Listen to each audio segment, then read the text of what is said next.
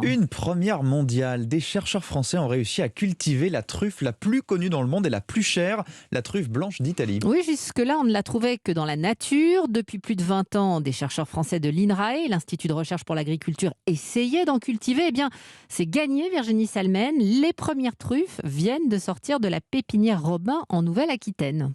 Oui, et cette truffe blanche, c'est l'espèce la plus recherchée. Elle se vend entre 1500 et 5000 euros le kilo, 5 fois plus que la truffe noire. Les prix peuvent même atteindre 50 000 euros le kilo aux enchères pour les plus belles pièces.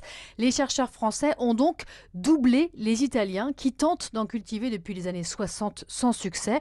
Il faut dire que l'accouplement de l'arbre et de la truffe est tout ce qu'il y a de plus délicat, selon Claude Murat, ingénieur spécialiste des truffes à l'INRAE. La difficulté, c'est d'associer en fait l'arbre avec la truffe. Lorsqu'on met dans un vase un jeune arbre avec des truffes, il faut que le champignon s'associe avec les racines. Ce qui est relativement facile pour la truffe noire, c'est beaucoup plus compliqué pour la truffe blanche. Il faut que la truffe s'accouple, puisque ce qu'on mange, c'est issu de la reproduction sexuée du champignon. C'est, on va dire, le fruit du champignon. Ce qui signifie qu'on pourra manger davantage de truffes blanches en France à des prix probablement plus raisonnables dans les prochaines années.